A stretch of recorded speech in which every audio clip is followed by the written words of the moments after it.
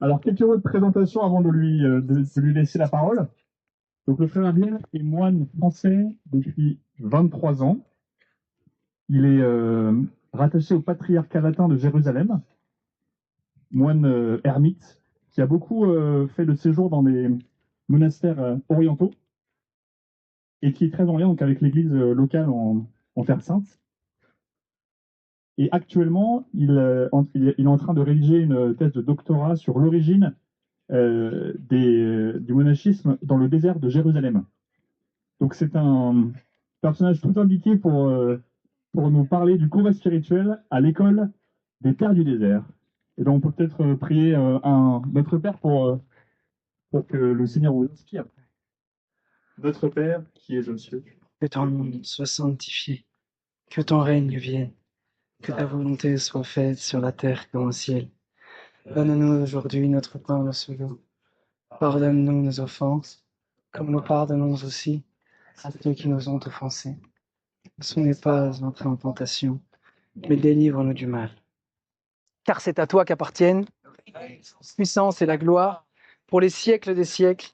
Amen.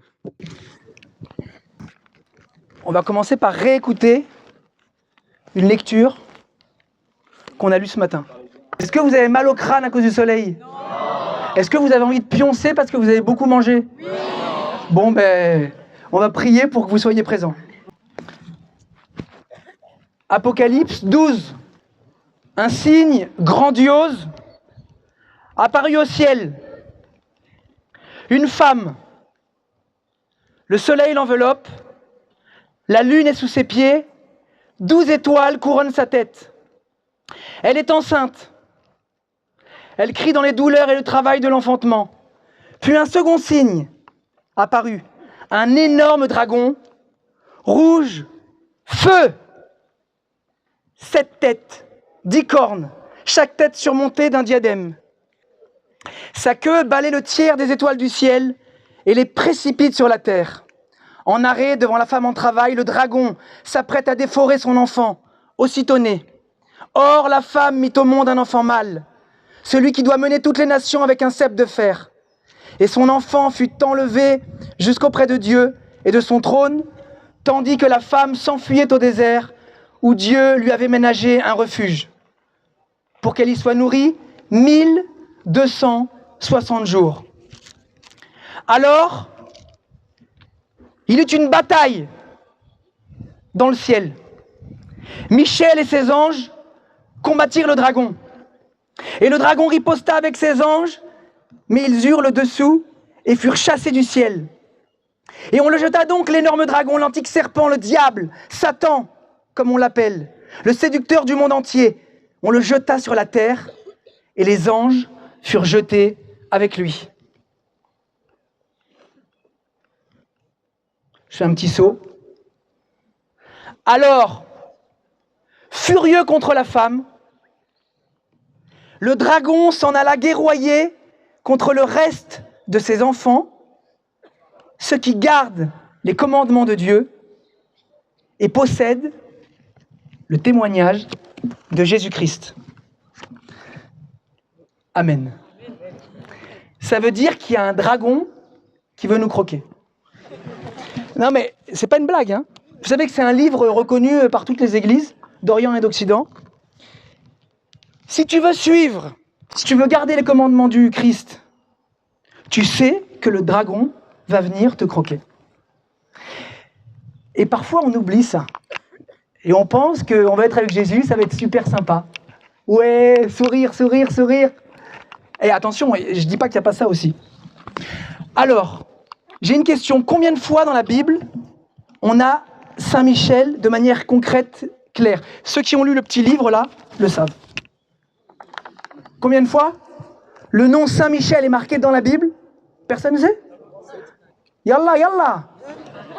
7, mauvaise réponse. Combien? 4. Ouais, bravo. 4 fois. 2 fois dans le livre de Daniel. 1 fois dans l'épître de Jude, qui est toute petite. Et 1 autre fois dans le texte qu'on vient de lire de l'Apocalypse. Autre question, est-ce que vous pensez que Michel n'apparaît que 4 fois dans la Bible? Bravo.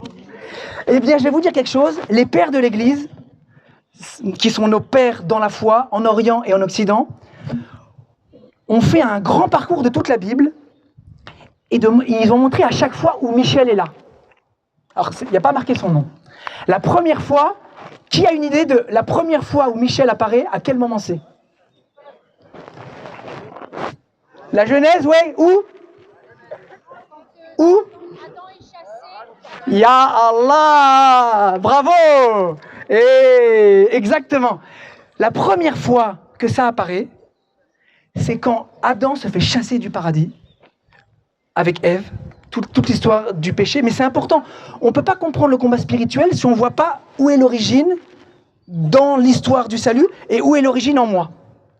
Et là, Dieu met un ange de feu avec un glaive de feu qui garde le paradis. Et je ne sais pas si vous voyez que c'est un peu la même chose. En fait, les pères disent que cet ange qui a été mis à la porte du paradis, c'est Michel. Alors, c'est vrai que vous avez tous lu, vous connaissez super bien, mais je pense que c'est bon de se rappeler quand même, en 2 mots, je sais qu'il va y avoir d'autres conférences là-dessus. Qu'est-ce que c'est que cet ange? Qu'est-ce qu'il fait là à ce moment-là? C'est bon de se rappeler que le Seigneur... D'abord, première question. Est-ce qu'on croit en un Dieu ou en 3 dieux? Vous êtes certain? Tout le monde est certain qu'on croit en 3 dieux ou en un Dieu? Ah, mabrouk. Non mais c'est bon d'entendre. Et on croit que Dieu est Père, Fils, Saint-Esprit, ou vous le faites comme ça. Nous, en Orient, on va de la droite vers la gauche. En Occident, c'est de la gauche vers la droite. Mais c'est le même signe de croix. Père, Fils, Saint-Esprit. Dieu Père, un. Créateur du cosmos, créateur du ciel et de la terre, du soleil qui nous brûle, qui nous réchauffe, des nuages, des étoiles, comment ça s'appelle là, les comètes, ceux qui sont super loin là. Comment on dit déjà? Les constellations. Depuis toute éternité, Dieu, Père, engendre son Fils. Ça veut dire qu'il n'y a pas eu un moment où Dieu un est seul. À partir du moment où Dieu est, et il n'y a pas eu à partir du moment, il est Père, il est Père parce qu'il engendre un Fils.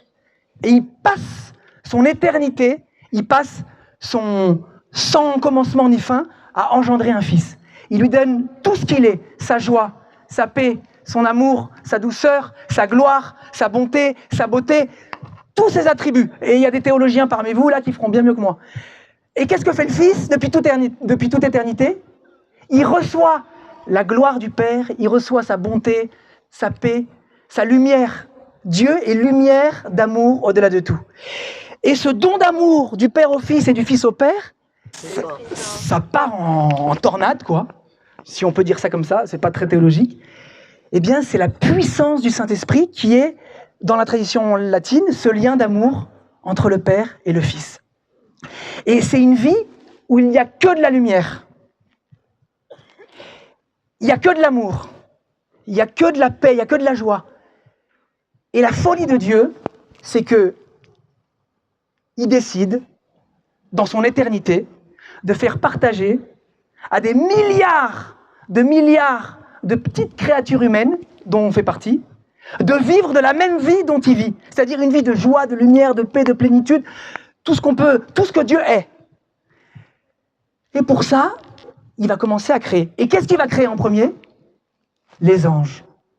Alors, peut-être qu'il y a quelqu'un qui va dire autre chose. En tout cas, la première lumière, on dit que c'est ces êtres spirituels. Et vous vous souvenez qu'il y a un ange qui était superbe. Vous vous souvenez de son nom? Lucifer, l'ange de lumière. Ça veut dire, la lumière de qui? La lumière de Dieu. Donc, on ne peut pas être plus beau. Parce il disait quelque chose de ce que Dieu était. Et la Bible nous dit, si je fais un grand raccourci, il voit le projet de Dieu, il voit l'amour infini de Dieu, il voit ce plan fantastique de Dieu de faire participer des petites créatures humaines que nous sommes créées, fragiles, à son mystère d'amour. Et là, il dit, mais attends, je ne vais pas servir un être mortel, moi qui suis un ange supersonique, super lumière, en 1 seconde, je suis où je veux, j'ai une intelligence, il n'a même pas besoin d'ouvrir le livre, il sait tout ce qu'il y a dedans, et il faudrait que je sèvre un petit gars qui est fait de boue, et là il dit, non, je ne servirai pas. Et là, il y a Michel qui arrive, qu'est-ce qu'il dit? Yallah, plus fort! Et allez-y tous! Bravo. Ça, c'est en latin, mais il n'a pas dit en latin. En hébreu, c'est Michael. Mais c'est la même chose. Qui est comme Dieu?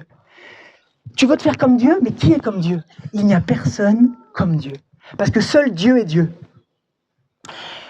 Et là, il y a ce grand combat qui a lieu au départ et qui a lieu à la fin. Et on voit que Michel va être présent tout au long de l'histoire biblique. Un deuxième lieu qui est très important, Michel va être en fait envoyé pour aider l'homme à revenir à vivre de ce projet d'amour de Dieu pour chacun. Et donc, on dit, il tire l'épée, mais est-ce que l'épée, elle est là pour nous transpercer? D'ailleurs, j'ai une question. Qui c'est qui s'est fait transpercer par l'épée? Marie et Jésus. Ça veut dire que pour ouvrir la porte du paradis, ils ont accepté de prendre le glaive de feu. Ça nous paraît... Je ne vais pas parler de ça aujourd'hui parce que je suis là pour vous parler d'autres choses, mais c'est passionnant de creuser le mystère de Dieu. Une deuxième fois qu'on oublie souvent, où on voit l'ange avec l'épée sur le chemin. Est-ce que vous vous souvenez dans la Bible? Je vous aide, c'est dans le livre des Nombres. Qui se souvient? Balaam. Vous vous souvenez de Balaam? Un prophète de l'Ancien Testament qui n'était pas un prophète, mais Dieu s'en est servi et il va pour maudire le peuple de Dieu. Et sur le chemin, il part en pèlerin, l'ange de Dieu se met devant. Et lui ne le voit pas. Et qui c'est qui le voit? Alors j'espère qu'aujourd'hui vous serez tous des ânes.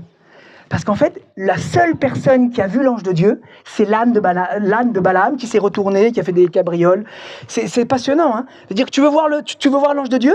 Il faut que tu acceptes d'être un âne. Ah non, moi je suis créé à l'image de Dieu, je suis super intelligent. Non, mais continue comme ça, c'est bien.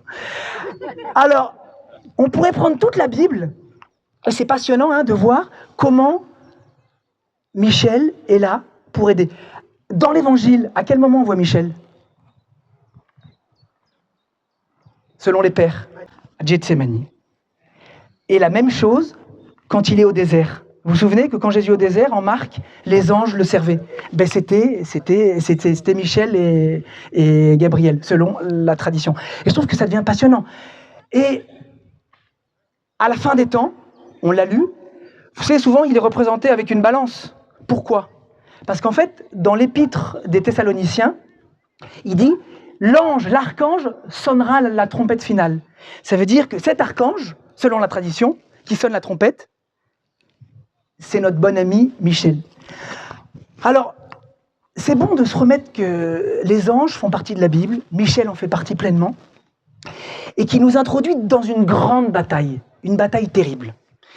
Et je pense que moi qui vis au Moyen-Orient, je peux vous dire, peut-être qu'ici on le sent moins, c'est très agréable. Ce matin, j'ai marché au bord de la mer, je voyais les gens qui mettaient les pieds dans l'eau, je me disais, oh, dis donc, c'est sympa ici. Quand tu vis au Moyen-Orient, peut-être que tu vis d'un côté ou de l'autre, c'est drôle pour personne. Et tu te rends compte qu'on est dans une bataille gigantesque. Et cette bataille, en fait, elle est ici aussi. Hein. Si vous ouvrez les yeux, et je pense que vous le savez mieux que moi, vous qui vivez en France ou en Europe, il y a une bataille peut-être parfois plus sournoise, parce que tu sais pas où ça pète. Quand tu as un obus qui tombe sur ta maison, tu sais que ça a pété, et puis c'est tout, quoi. Quand ça pète et que tu vois pas, ton âme prend cher, ton cœur est vrille, mais tu sais plus tu sais pas en fait où est... C'est vrai que d'un côté, c'est plus simple. Quand tu comprends où est ton ennemi, où est ton ami, où est ton... J'ai une question. Le combat spirituel, est-ce que c'est le mec de ton travail qui te vire ou qui t'a critiqué? Vous pensez que c'est ça le combat spirituel? Mauvaise réponse. Est-ce que le combat spirituel, c'est ce qui ne va pas autour de moi et qu'on va tout faire pour le changer? Le combat spirituel, c'est spirituel. Et là, je pense qu'on touche quelque chose de très très important. La plupart des chrétiens, on n'est pas conscient qu'il y a un combat à l'intérieur de moi. Parce que le combat spirituel, il est dans mon cœur profond. Est-ce que vous savez ce que c'est que le cœur? Il y a le premier cœur. Premier cœur, il y a plein de... Ton cœur palpite. Elle est superbe. Mon cœur a palpité. Waouh! C'est ton premier cœur sensible. Tu vois quelqu'un qui a un gros sandwich pendant le truc là et toi tu te tapes une miche de pain. Tu dis j'aimerais ce gros sandwich. Ta gargouille bouge là. Combat spirituel. Tu désires le bien d'autrui. Vous allez comprendre que les guerres énormes naissent d'abord de toutes petites choses. Et on pourrait prendre tous les vices, tous les péchés qu'on connaît très bien, hein, les 7 péchés capitaux. Il y a un combat terrible qui se joue à l'intérieur de moi. Le premier niveau du cœur, c'est mon cœur sensible, c'est-à-dire ce que je sens. Et souvent, on se laisse avoir par ce cœur sensible. Le deuxième niveau, c'est plus intérieur, c'est dans mon esprit. Quand je dis esprit, c'est la psyché. Je ne sais pas comment on dit en français, pas la psychologie, la psyché, c'est le nous. C'est à l'intérieur de moi. Vous savez ce que dit Jésus, là où est ton cœur, là sera. Voilà. Et bien c'est ce deuxième cœur-là, où en fait je peux poser des actes où je choisis d'aimer, je refuse d'aimer, je choisis de dire oui, je dis non, j'ai ma liberté qui peut s'engager. Vous voyez qu'on n'est plus au niveau où je vibre, j'ai senti un truc ou pas, c'est plus intérieur. Et on a encore un troisième cœur. C'est le cœur profond. Là, c'est inaccessible aux démons. C'est le lieu où la très sainte Trinité demeure. Et ça, c'est quand même fantastique. C'est-à-dire qu'il y a un lieu en moi, qu'il y ait des tremblements de terre, qu'il y ait des guerres, qu'il y ait tout ce que tu veux, il y a un lieu en moi, inaccessible, qu'à Dieu et à moi. C'est le lieu où le Père, le Fils et le Saint-Esprit demeurent. Et c'est le lieu en fait où je peux rentrer dans ce projet que Dieu a pour moi depuis toute éternité. C'est fantastique. Hein. Le problème, c'est que pour arriver à vivre du cœur profond, eh bien je galère. Parce qu'il y a le premier cœur qui vibre, il y a le deuxième cœur qui envoie plein de trucs là, et le troisième cœur profond, il est là, mais je suis là moi, ouvre les yeux, ouvre le cœur. Les moines du désert, ils appelaient ça la garde du cœur. La nepsis, c'est un mot grec. Oubliez le mot grec. Garde du cœur.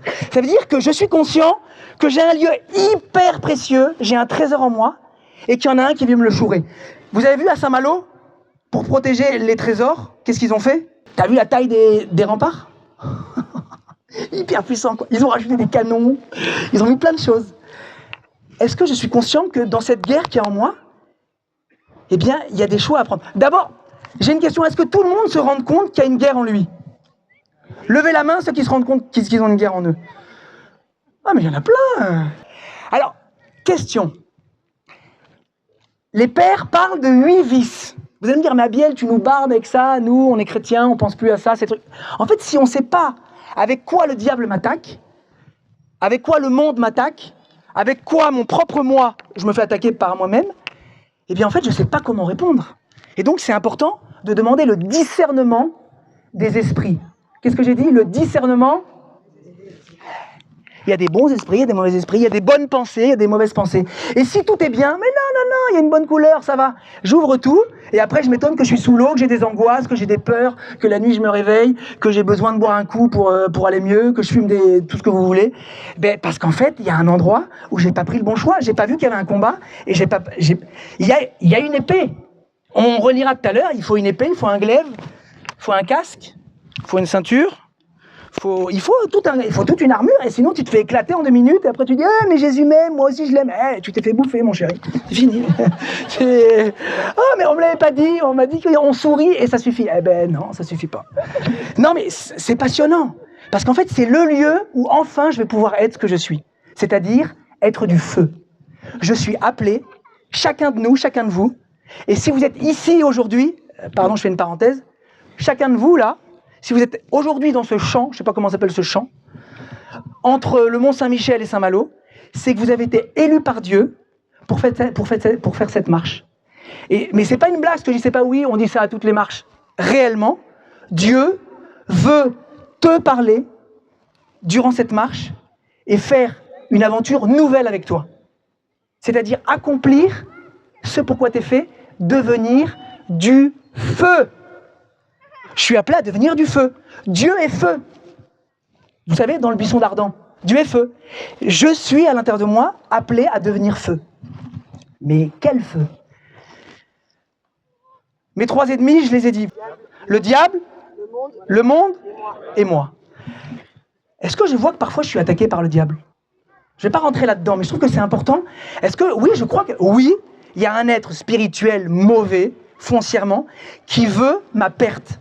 Si j'en suis pas conscient, il faut peut-être que je me réveille. T'enlèves les pages où il y a le diable dans l'évangile, ben, tu verras qu'il n'y a plus beaucoup de pages. Deuxièmement, le monde. Est-ce que je suis attaqué par le monde? Non, non, moi, je peux regarder mon Facebook, ça me fait rien du tout, je suis devenu insensible. Mon œil. Moi, je suis arrivé de Terre Sainte, ce qui est super en Terre Sainte, on peut critiquer tout ce qu'on veut. Il n'y a pas de publicité à Jérusalem et c'est très reposant. Je suis arrivé à Paris hier, je regardais partout, je suis... Oh, et après, j'en avais plein la tête. Tu dis, ouh là là, comment faire pour que ça parte, tout ça maintenant? Oh, une autre. Oh, c'est incroyable. Est-ce que je me fais pas avoir par le monde? Et le monde, il croque fortement et on croit qu'on y est insensible. Mon œil. Et ensuite, moi. Et je pense que le plus difficile, c'est moi. Parce que ce qui est à l'extérieur de moi, on peut le discerner, mais ce qui est à l'intérieur de moi, je ne le vois pas. Et souvent, je le justifie en pensant que c'est bien. Le discernement des pensées. Les pères de l'Église, et tous les moines du monde entier, et les chrétiens, on est appelés à faire ce discernement. Il y a une pensée qui arrive, elle vient d'où? J'ai une peur. Ah ben c'est normal, et t'as vu comme il est costaud, s'il me donne un coup de poing. Elle vient d'où ta peur? J'ai une jalousie. Elle vient d'où ta jalousie? Ah non, mais tu sais, j'ai une luxure qui arrive en moi. Tout d'un coup, on est tous comme ça. J'ai une colère. La vaine gloire. On l'a tous. Et je vois qu'en Occident, on est bon pour ça. On poste sur le Facebook, plus j'ai de cœur, plus je kiffe, regarde comme ils m'aiment tous. Vaine gloire. Ils en ont rien à foutre de toi, je te le dis. Le soir, ils vont se coucher, ils ont tout oublié. Mais eux, ils ont tous regardé. Est-ce qu'on m'a liké aussi? Vous voyez que je suis au courant. Hein. Ça serait vachement intéressant de voir vraiment comment j'accueille ces pensées. Les pères de l'Église, ils disent, d'abord, il y a la pensée qui arrive. Elle arrive. Une pensée, n'importe quoi. J'ai un gros gâteau, je vais le bouffer. Qu'est-ce que je fais de cette pensée? Vous vous souvenez, Adam et Ève, le diable arrive. Quoi? Qu'est-ce qu'il t'a dit, le bon Dieu? Que si tu croques... Mais non! Qu'est-ce que tu racontes? T'en fais pas, croque. Regarde comme elle séduise, elle est toute rouge. Sucrée. Waouh, elle est bonne. Une golden rouge. Il y en a pas beaucoup, des comme ça. Waouh! Et la pensée arrive de ta jalousie, de ta comparaison, de ton... Il faudrait tout prendre. Hein. Et je commence à discuter avec. Il disait, mais en fait, c'est vrai quand même. Ce matin, quand Roger est passé, il m'a regardé d'une sale manière, et ça se trouve, il m'en veut. Et là, tu dis, mais oui, il m'en veut, mais pourquoi? Ah, mais oui, c'est pour ça. Mais j'avais bien vu depuis 3 jours. Et tu commences à avoir un délire dans ta tête, et tu pars. Le problème, c'est quand tu crois que ta pensée est vraie. Donc, tu l'accueilles, tu discutes avec, et tu dis, ralasse, je fais le péché, c'est un con, je vais lui dire en face à face. Oh, pardon, moi je suis moine, j'ai pas le droit de dire des gros mots. T'es vraiment un... Vous comprenez ce que je veux dire. Ou pour le gros gâteau, c'est plus facile, je le croque. Et là, ça y est, j'ai croqué. Et là, je kiffe 2 minutes. Et 2 minutes après, un grand vide à l'intérieur de moi. Oh. Le problème, c'est que si tu répètes, et tu répètes, ça devient un vice. Mais au début, tu t'en rends pas compte. Parce que dans ta pensée, tu as vu que tout allait bien. Les pères sont d'une finesse. Un jour, j'étais en Égypte, dans un monastère qui s'appelle Saint-Macaire. Et on m'avait dit, il y a un ermite qui vit dans une grotte. Je pars voir l'ermite, on m'arrête en chemin, on me dit, t'as parlé à l'ermite, il voit personne. Je dis, zut alors, il y a un ermite, j'ai pas le droit de le voir. Bon. Finalement, je vois un vieux moine qui me dit, viens, moi j'y vais par un autre chemin, et si tu viens avec moi, tout le monde te laissera passer. Donc je passe par un autre chemin, j'arrive dans la grotte, il vit, il n'y a rien, il n'y a pas d'électricité, il n'y a pas d'eau, il est un moine, comme tu imagines, dans le temps ancien, quoi, vieille voix blanche, 85 ans, chaque parole est pesée, Fort Boyard, là, je sais pas si ça existe encore, quand j'étais jeune, j'ai vu ça. Tu te dis vraiment, lui, la parole qu'il va me donner, waouh. On parle, c'est passionnant, il était léger, lumineux, souriant, pas du tout... Il était en lui, mais ça le mettait dans l'autre. Je ne sais pas comment exprimer. C'était pas quelqu'un de bloqué, quoi. Et pourtant, il était vraiment à l'intérieur.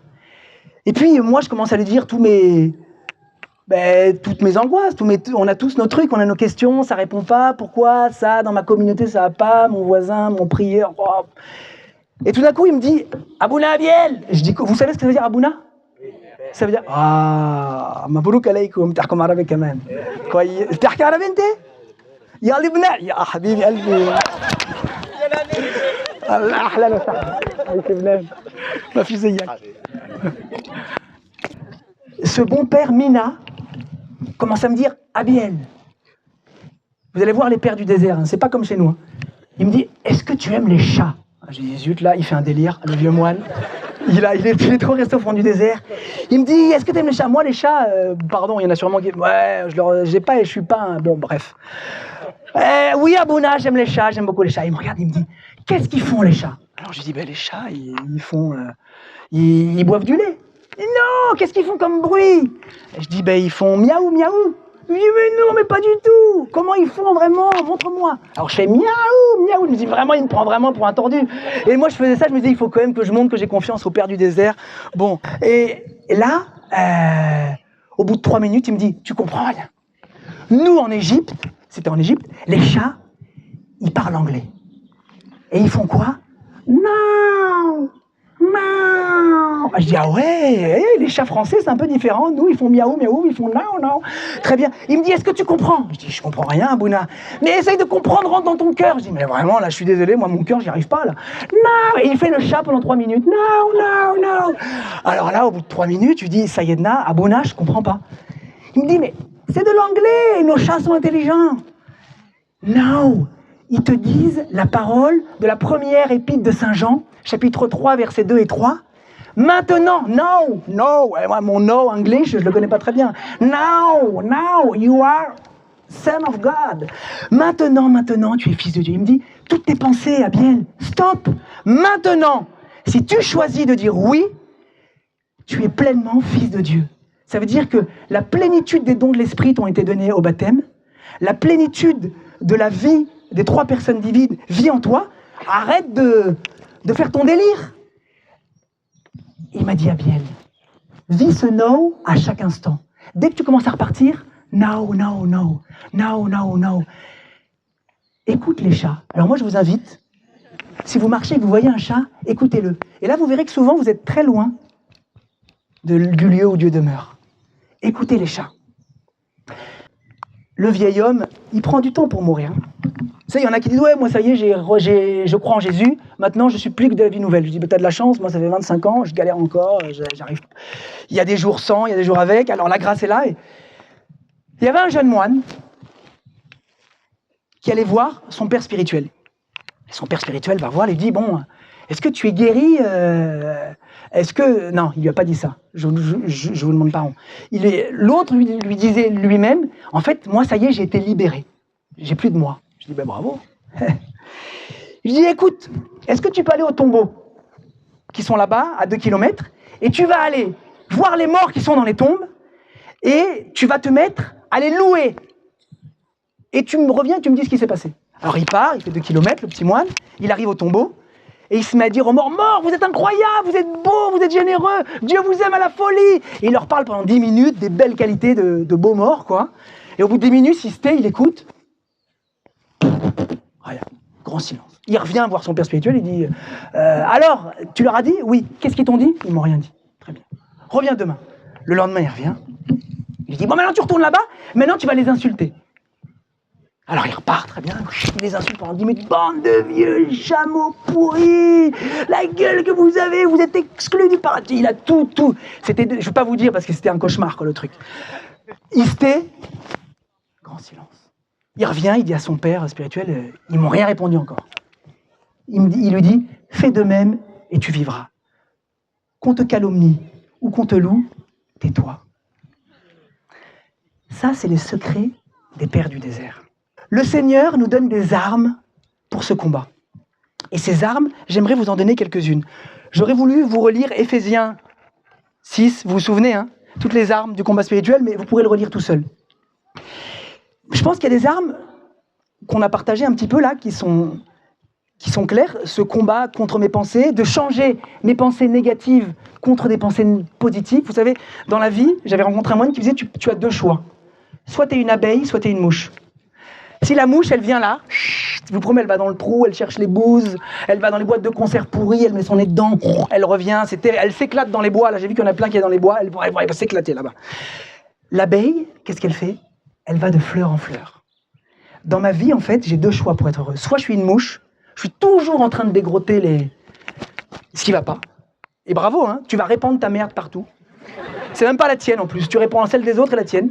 Soit tu es une abeille, et là tu vas faire du pollen, tu vas récupérer le pollen et tu vas faire du miel.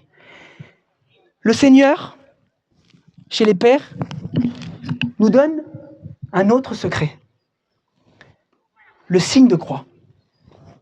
Est-ce que vous utilisez le signe de croix? Faites le signe de croix avec moi, au nom du Père, du Fils, du Saint-Esprit. Amen. Chez nous, en Orient, on fait comment? Bismillah, wa l'ibni, wa ruh al-Quddus, ila al-wahid, amen. On rajoute à la fin un seul Dieu. Au nom du Père, du Fils, du Saint-Esprit, un seul Dieu, amen. Est-ce que je crois que le signe de croix a la puissance de couper les tentations instantanément en moi? Est-ce que c'est une expérience que j'ai déjà faite? Je vous invite à la faire. Je vous raconte une toute petite histoire. Un jour, j'étais en Éthiopie pour aller dans un désert monastique où il y a 700 ermites. On m'avait dit, à Biel, il faut marcher 2 jours pour rejoindre ce désert, et tu as des ermites qui vivent dans les bois, qui vivent dans les montagnes, qui vivent sur des colonnes, qui vivent dans des trous de rochers. Et là, on devait marcher pendant la nuit. Et en pleine nuit, on arrive devant un gros fleuve. En gros, le fleuve, il était de là à là-bas. Vous voyez? Mais c'était pas un fleuve comme la Seine très haut. C'était un petit... Tu vois? Si tu soulèves ta tunique, l'eau te monte à là, tu mets ton sac au-dessus et tu peux... Bon, t'as un peu de courant et tout ça. On passe. Je suis au milieu du fleuve, là. Et tout d'un coup, t'as un des Éthiopiens qui me dit Abouna Abiel. Je dis quoi? Il me dit, fais vite ton signe de croix. Je dis, pourquoi? Fais-le! Dans le Père, du Fils, tu fais mon signe de croix. 2 secondes après, Abouna Abiel, quoi? Fais vite ton signe de croix. Bismillah, bolibni, wa al-Quddus, ila al-wahid. Amin. Il recommence, fais ton signe de croix! Je lui dis, quoi? Il y a des crocodiles! Merde, ils peuvent nous croquer ou pas? Il me dit, non! Je te promets, ils ne croqueront pas. Ils mangent que les chameaux, les vaches et les moutons. Mais fais ton fils de croix. Je dis, bon, je fais mon signe de croix, je passe, on mettait la lampe, on les voyait 6 mètres de longueur, les petits yeux qui brillent dans la nuit. On met comme ça, Seigneur, t'es sûr qu'ils mangent? Il ne mangera pas, fais ton signe de croix. Au nom du Père, du Fils, du Saint-Esprit. Et ce que je vous raconte, c'est vrai. Hein. J'étais dedans. Maintenant, quand j'y pense, je me dirais plus jamais j'irai dans cette rivière. Mais n'empêche que quand t'es dedans, t'es dedans, quoi. On l'avait pas dit avant. Tu passes. On arrive de l'autre côté. Les crocodiles nous avaient pas croqué. Et là, je vois tous les moines faire des métanies. Vous savez ce que c'est qu'une métanie? Les moines, vous savez, en Orient, et ils se prosternent en faisant le signe de croix, parfois 10 fois, 15 fois, 100 fois, 200 fois.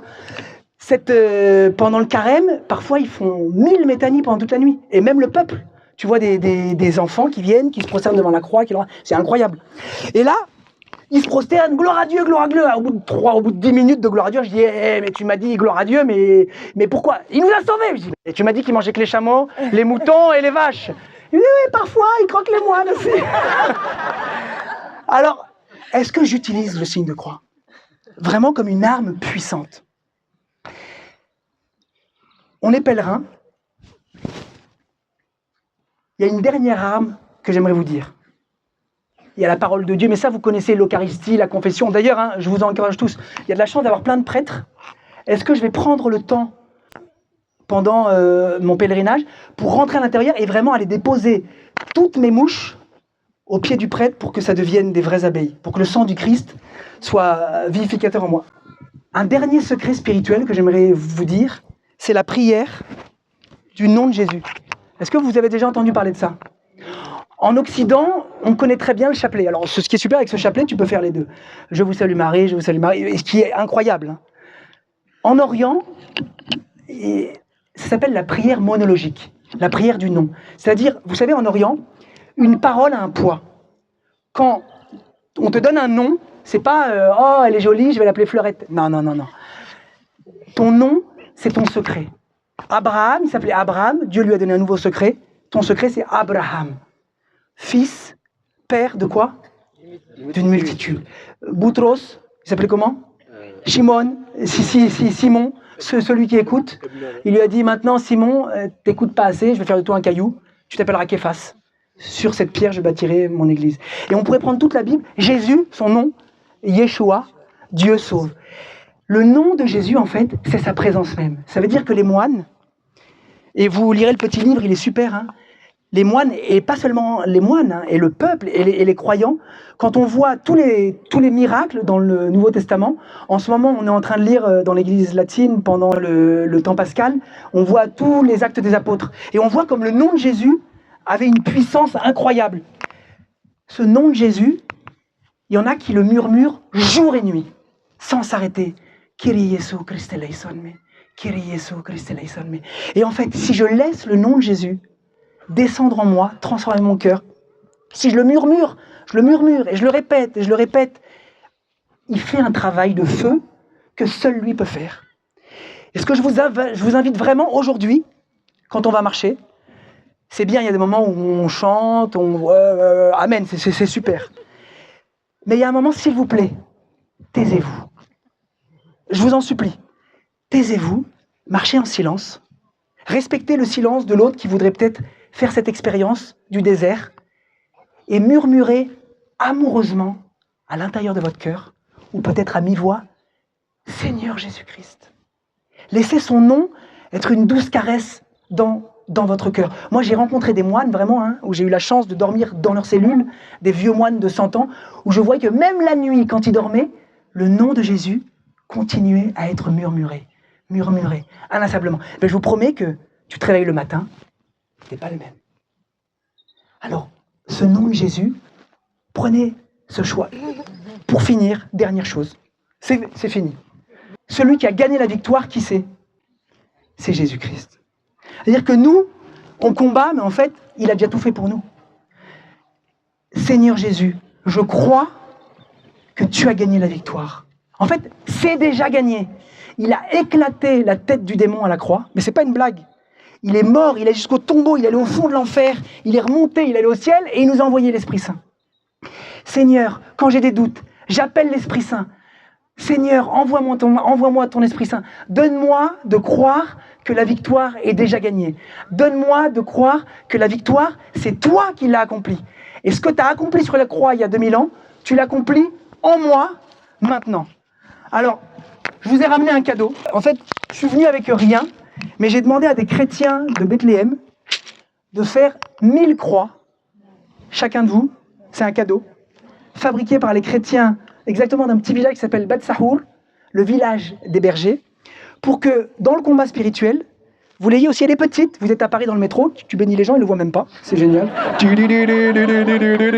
Et tu l'as, ça s'appelle la croix du combattant, elle tient dans la main, elle est souple, les bords sont lissés, c'est des croix sur mesure pour l'humanité un peu tordue qu'on est aujourd'hui. Si tu prends une croix carrée, tu te fais mal au doigt et tout ça. Là, elle est toute douce, elle est parfaite. Mais je vous promets qu'elle a une puissance. Elle a touché, hier matin, j'étais au Saint-Sépulcre, parce que j'ai quitté tout à l'heure, là, maintenant ça fait 20 heures. Eh bien, elles ont touché le Saint-Sépulcre, elles sont faites par des chrétiens, il y a de l'huile d'olive, vous pouvez l'embrasser, il y en a une pour chacun. En Orient, quand on est à Pâques, on ne dit pas bonjour pendant le temps pascal, qu'est-ce qu'on dit? On dit El Masiyarkom. Et qu'est-ce qu'on répond? Et on ne répond pas comme ça, Ya Habibi, Yallah, et la sautak. El Masiyarkom. Yallah. Levez-vous tous, le combat, il est déjà gagné. C'est le Christ ressuscité qui l'a fait. Alors quand je vais dire le Christ est ressuscité, il faut qu'on l'entende jusqu'à Saint-Malo, le Christ est ressuscité. Quand je dis El Masiyarkom, vous répondez quoi? Quand je dis Christ is risen, vous répondez quoi? Is truly risen. Pourquoi? Parce qu'en Orient, le soir de Pâques, tu le dis dans toutes les langues connues. Toutes les langues. Alors nous déjà, si on en fait 3, c'est pas mal. C'est l'anglais universel. Italiano, Cristo risorto. J'ai rien entendu. Realmente risorto. Alors on va voir si vous êtes bon. Le Christ est ressuscité? C'est pas mal, mais je vous promets qu'à Saint-Malo, ils l'ont pas entendu. Le Christ est ressuscité? Là maintenant, il faut qu'on l'entende à Paris. Le Christ est ressuscité? Jusqu'au Liban, le Christ est ressuscité? El Masiyarkom. Oh, on n'a rien entendu là. Hakankam, El Masiyarkom. El Masiyarkom. Le Christ est ressuscité. Le Christ est ressuscité. Amen. C'est notre force, c'est notre joie, c'est notre victoire. On peut y aller, mais laissez pas de trucs. Le Christ est ressuscité.